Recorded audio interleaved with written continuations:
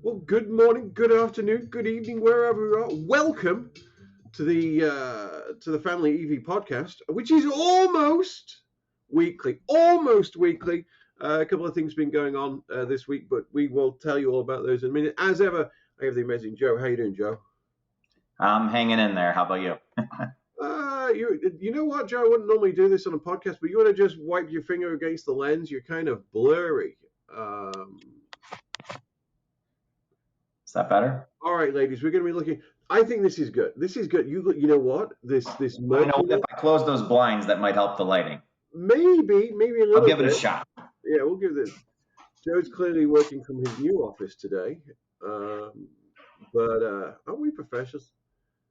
But I think we can all agree your beard looks fantastic.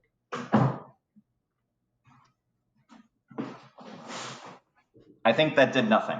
I think it did nothing at all. And you know what? I'm leaving it in the edit because I don't have time to edit. This is going out today because I'm heading to the Comedy Store tonight. I am performing for the first time at the Comedy Store on the main stage. So kind of exciting. But anyway, let's get into a couple of things we're going to talk about today.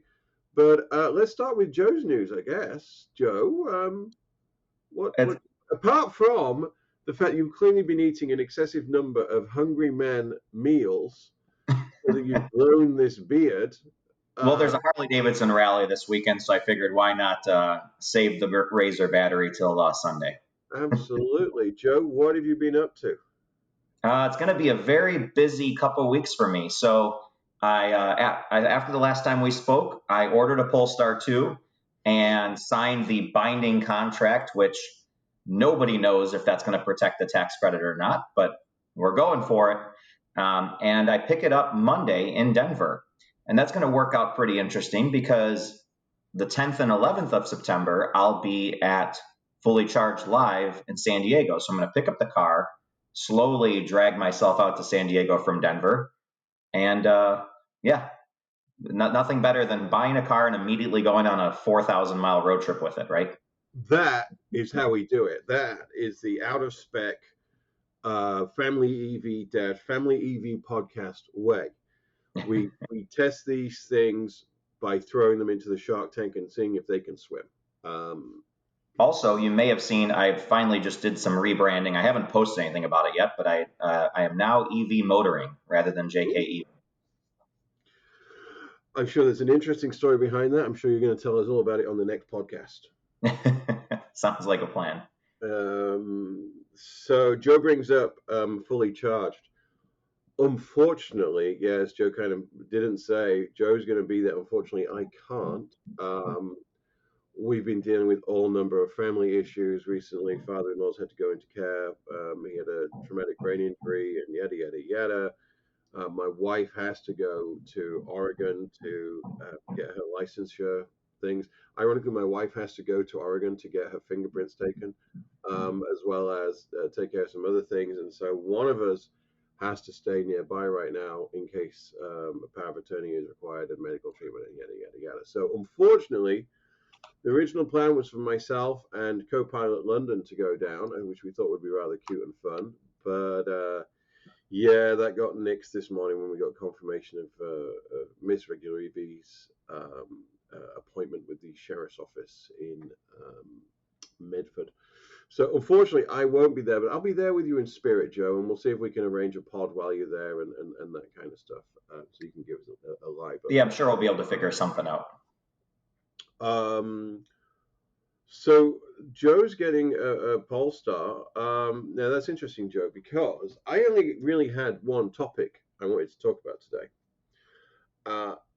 In particular, not that there isn't news, people. There's all sorts of things happening. You know, the Rivian SUV has just started rolling off. I believe that one of our compatriots has got one right now. I've lost my opportunity to get a Rivian truck. Because the person who was going to give me their reservation is getting divorced and his wife is contesting the deposit as an investment. Go figure, the world we live in. But Kyle put out a video, about 10 days ago? 2 weeks ago? About infrastructure, you mean? infrastructure, about, and he wasn't picking on Electrify America. He was saying there's issues with all of them, and it's really started a bit of a hoo ha ha, a brouhaha, if you will, within the community. I noticed Transport Evolved has done a piece on it as well. Obviously, Brandon's made a couple of comments. Brandon Flash from EV Nomad, and it has to be said, it's become an issue that the non-Tesla chargers are not perhaps as reliable as we want. And the reason why I mentioned this, Joe, is you said you just got a Polestar. I don't think you could imagine this situation happening 12 months ago, even here in Silicon Valley. Yesterday, I pulled into my local charger. If you've ever seen the green glow chats I do occasionally, that is my local charger down at the Bank of America off of Alum Rock on the east side of San Jose. And it was full. It was absolutely full. An ID4 and 3 Polestars. I don't think I've ever seen 3 Polestars in a Polestar showroom, let alone. I don't think so as well. So I guess a couple topics to go over. I mean, one, people ask, why didn't I get a Model 3 over the Polestar? Well, the simple answer is price. This is a dual motor vehicle that, if I can get the tax credit, is going to come in about $13,000 cheaper than the comparable Model 3 long range. I get the 2 years of free charging with Electrify America, which I really grew to love with the Volkswagen. So I was definitely wanted to find a car that still took advantage of that. One interesting thing is that we've heard more and more rumors that the Tesla network will open up. And if that happens, it'll be interesting to see, would I rather pay to use a Tesla network that, is best in class, or still continue to, fidget with the Electrify America chargers? I wonder, a lot of people think that once Tesla opens up their network, Electrify America will have to kind of get their act together a little bit and improve reliability, because otherwise they're going to lose a lot of customers. Well, I look at it slightly different, Joe, because I have a big EV, non-Tesla. I have the Audi e-tron, which does not have free charging. It only came with, I can't remember how many it was. I know I have like 2 or 3 charges left of it that are free, for obvious reasons. When it was so cheap to charge in Texas and everywhere over in the east on my road trip from Atlanta, I paid for my charging. I just used the Pass Plus, and it was pennies. It was like $5 to fill that thing. It's crazy. Once I hit California, the price goes up a lot. Not just actually, it wasn't just California. It was Arizona. Yeah, I can't remember if New Mexico was cheap or not, but I started using the free charging once I got to California. And the interesting thing is, we don't charge it very often on fast chargers, because we haven't really used it for road trips since we got back. Where I have been price sensitive, I will say, I have used charge points on occasion when I did road trip it up north to Portland. Whilst it did pull me down to 80 kilowatts, it was a shared 60, it should be 120, but those 62 and a halves, I've never seen them go above 80. Even the ones in Austin, which I used.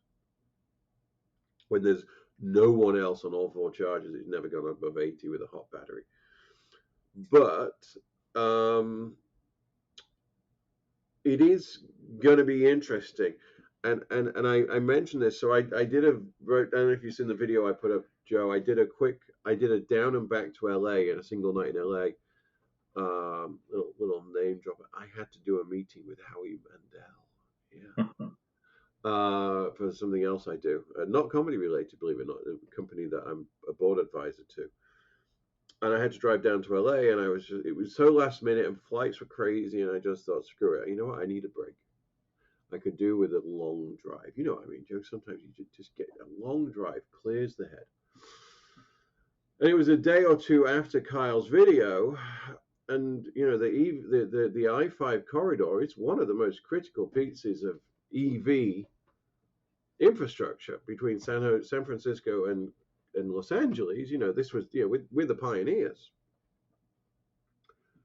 50% of the EA chargers were out of order.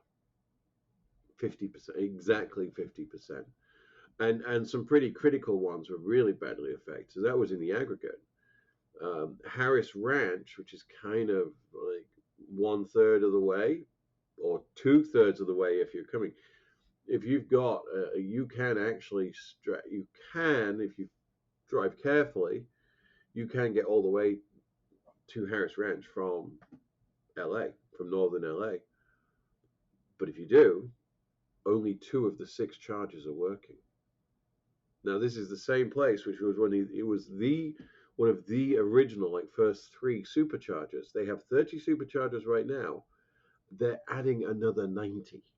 They're building another 90 onto the side of it right now, and that is a problem.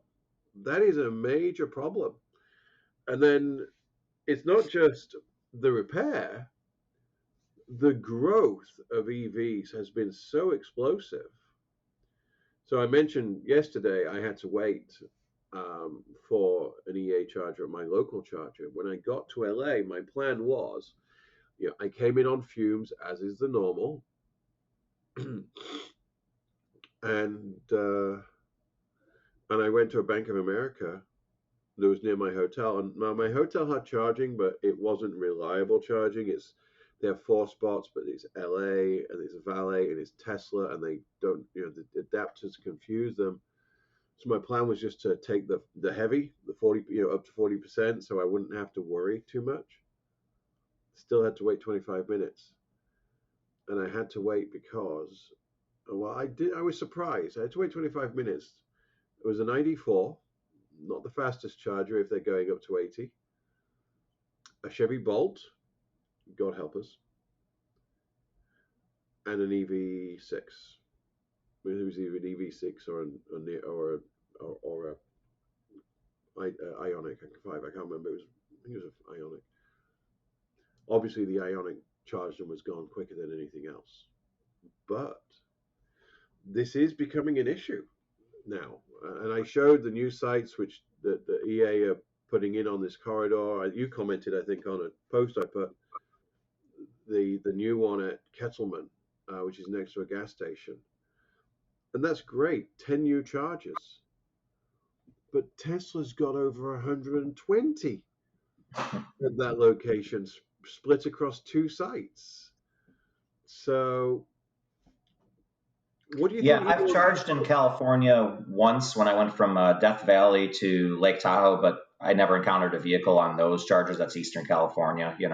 This will be interesting because I'm going to go from Vegas to San Diego as part of my drive, and it'll be my first time really going through a heavily populated EV area of tons of cars. You drive from LA to Vegas and back, as well as I'm sure there's tons of cars driving from basically LA down to San Diego. So uh, it'll be interesting to see how the reliability is there, et cetera. It is going to be interesting. And you're going to go past some critical infrastructure. I got to fire up the map while I'm doing this because I'm intrigued. You're going to go through Baker, which is what I would call a must charge location. Um, Especially since I only get around 200 miles on a good day with this vehicle, supposedly. So is that so? What is the Tom Maloney number for your car? I'm yeah, intrigued. yeah. So if I bought the single motor, it'd be around 240, but on the dual motor, it's down closer to 200. So Interesting. So pretty much similar to the e-tron. You're never going yeah, to get an e-tron much. Like but 200 is a pretty hard cutoff. but basically the charges end up being almost identical. When I was doing my planning my trip on a Better Route Planner, I accidentally still had the ID4 plugged in there, and when I switched it to the Polestar, the charging time was almost identical, and that's because even though it's thirstier, it charges at 150, 155 kilowatts, and accepts a little more power, so it should end up pretty much similar. Well, Joe, you don't have to stop at Baker. You can actually make it all the way to Barstow. Because I'll leave Uh, Vegas with 100%. Yeah. yeah. The only thing is, sorry, people, I'm going to blow my nose. Like a bit of a cold. I have done 2 COVID tests. I will not lose this weekend unless I absolutely have to. But you're going to have to stop at Baker anyway just to shoot a video because it's one of the more interesting locations. Yeah.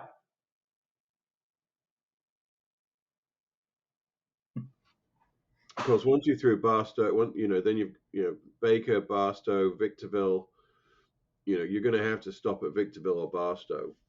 So But at then, least a lot of these California locations have a lot of units, right? I mean, it's not like when I'm going through, Utah where there's just 4 units. I'm going to have a little, like something I've already noticed was, at least when I was thumbing around last week, is in Green River, all 4 of those units look like they're firing just fine. But the next charger after Green River looks like 1 out of 4 is only working. So I'm probably going to have to charge a little deeper in Green River in case I have to skip one in between. yeah, Barstow has 8 and Victorville has 10. Once you get past Victorville, you don't need to worry because then it's just there's so many chargers between there and San Diego. It's not funny.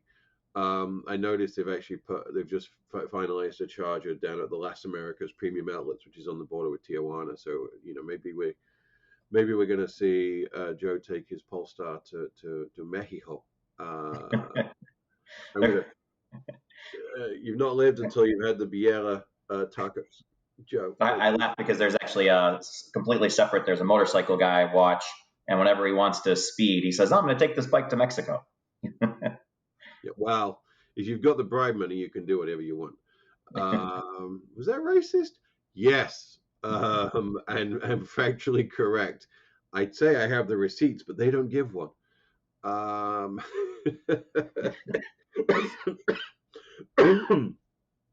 so another trip which I'm going to record. We did a crazy down and back to Santa Barbara this weekend. So again, I did the same thing, looking at the infrastructure, and Pismo, which is a crucial site on that run, 50% of the chargers are out, and it's right next to a Tesla supercharger. So I'd be interested, Joe, your thoughts. I mean, Tesla's engineering is fantastic.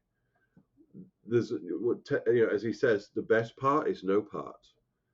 There is nothing to a Tesla supercharger. There's no screen. There's no, they've reduced it to the bare minimum, and they're producing them at scale. It's they've worked out their issues, and it's you have to wonder.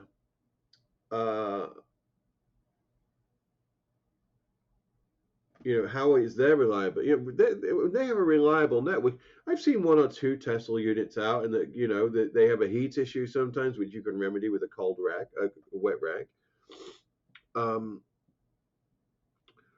But they don't have, by percentage of faulty units, they don't have the same issues. And I don't know whether it's because of a mixture of design, but also their service department. I mean, they must have a really good service department for that network.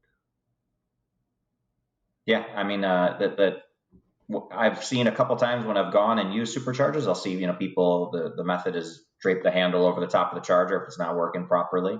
But I've also many times seen or heard stories of the mobile Tesla tech in the Model S roaming around and fixing them. Whereas I think what I've heard is one of the bigger problems for Electrified America is kind of that they have a bunch of different types of units all over the place. So that can make it harder to service because it's not just mass produced with all of the same parts. And we have seen more recently of their new standardized unit. The British guy out of New Jersey, whose name I've just forgotten, just did a review of one. It's been deployed at a site in New York, and he went along. But even then, it's like, and they just can't help themselves. So at that site, they had 3 of the new units, which are made by BTC. Apparently, I think they're made by BTC. Remember the original ones were made by BTC? I hope they I have to say, when I've encountered those, they've actually been surprisingly reliable. I mean, they look like they've been through a hurricane, but it delivered the power. Um, they put the wrong stickers on them because they said 150, but they were 350, and he tested that because he plugged his Ionic in and it went up to 220 and change. Um, but for the CHAdeMO, they're using the same Signet unit that they have now. So that isn't going to save them money operationally. You've still got two different vendors, two different, they're still maintaining. And I know the CHAdeMO is just, CHAdeMO is going to be a problem, especially here in California where it's mandated for, for continued. That new site in Kennelman, 9 new ones were right in the middle is a 150 with this CHAdeMO connector on it. How many times have you gone into Electro America and it says the CHAdeMO is not working?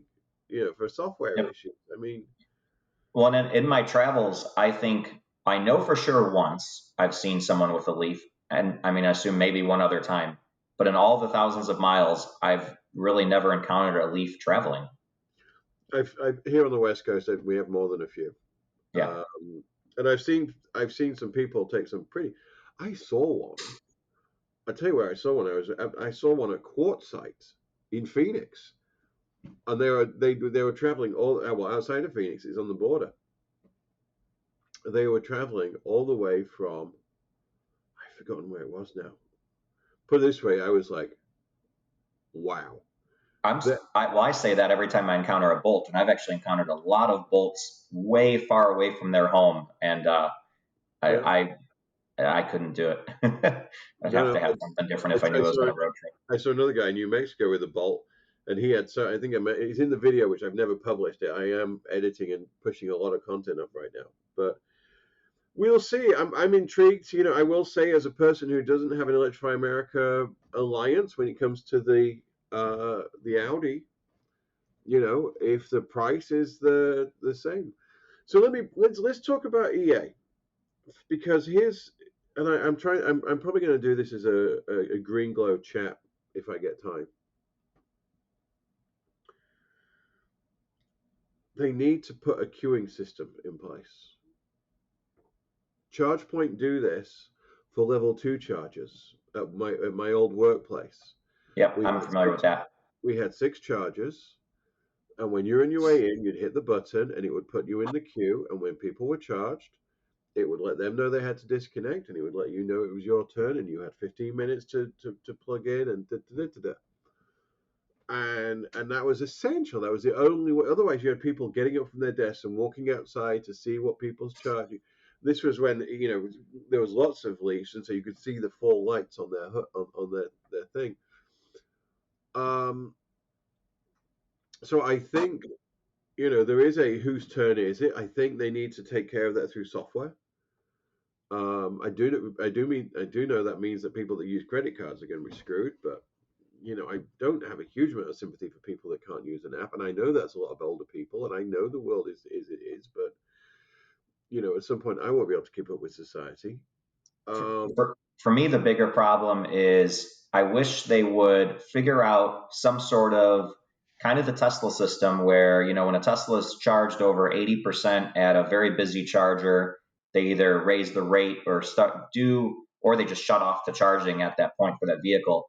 In particular, there's one charger kind of near my house where I've gone there a couple times, like when I'm coming back from a road trip, like actually needed to go there, and there'll be a bolt at like 96% just sitting Yeah, there, and next to that something else at an ID4 at 90 some percent, because they're just taking the advantage of the free charge, or well, the bolt's actually paying, so yeah. I don't know why they would be there, but yeah. Well, that was my next thing is they need to start either tiering the pricing or making an alert, or they have to do a forcing issue. I don't think there's. I'm trying to think of the number of times when I've had to charge above 80%. Not wanted to. Sometimes I've wanted to, and that's because we've stopped for a while. And Only a couple times, handful at most, have I ever had to, and that's because when I'm going to a national park that's 100 some miles off the road, off of the main interstate. it's Yeah, it's an edge case, but in what I would call high density areas and even high density corridors, yeah. yeah, they've got to. Because here's the thing: Chevy Bolts are a problem right now. Yep. And they're about to become those slow and i3s, and I mentioned this in my video. Had one, loved it, but if that person is going to take 45 minutes to get to 80%, And I they're would shipping say a ton of them. I've seen trucks, semi trucks full of them go by when I've been on the highway. I mean, it is they're rolling them out in pretty high volume now. it's going to be an issue. So I think EA has to do something about holding people to an 80% limit, or they need a reservation system. And I had a third thing out, and I can't remember what it was now. Um, The other thing is just the common courtesy of, there's times where I've certainly taken advantage of the free EA charging when I am around my house, just because I'll go get some food and plug in. But if it's a highly utilized charger at that time of day, then I'm just not going to plug in. I'm not going to keep someone else that's maybe on a road trip and needs that charge just because I wanted to get some charge. yeah, no, absolutely, absolutely. You raise a good point, my friend. You really do. These are issues that will be dealt with, not just today, but for a while to come. So we'll see what happens, and when it does happen, Well, one interesting we'll, thing. So I don't get my code for like another week. Like, so I'll pick up the car Monday. I won't get my EA code until like a week later. Apparently, they reimburse the charges that I do. Still going to buy the Pass Plus just in case there's any sort of an issue with that. But one interesting thing is once that pass starts taking effect, it's only 30-minute charges. It's yeah. not unlimited charges. So I'll have to see how close I actually watch it and care about it, or with the Volkswagen, it was just plug it in, walk away, and I'll be back when I'm back. You know. Well, yeah, exactly.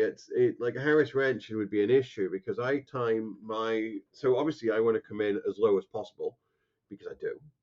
Mhm. Um, but again, it's an edge case. Harris Ranch is one of the few chargers where I want to spend time because I will go in and have a steak dinner. I actually do that. I try and time my journeys so that I get there at lunchtime or at dinner time, and because they're not open lately, even though it's a service stop, they're not open lately. And it's a good.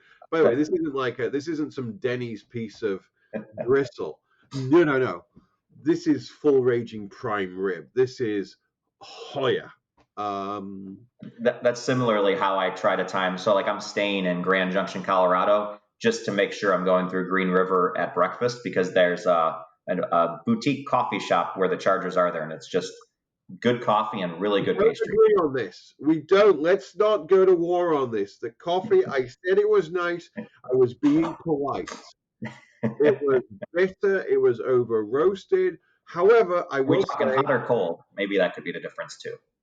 well, I'm going to say it was the best coffee I've ever had, but also there was no bloody choices. And it was oh dark 100 when I got there. It was ridiculous. It was my first big charge. I'd stretched it from Salt Lake down there from memory, Yep. and yeah, I still, part of me would still like to buy that place. I know they were heading up You, for sale. you know what? That's actually, you were mentioning when have we charged very high deep in the pack. That's Spanish Fork, Utah is definitely one of those places where I've made sure I'm charged pretty deep to make it to Green River. Joe's having construction done somewhere. Um, but so yeah. Anyway, whatever happens, you'll hear about it here on the podcast.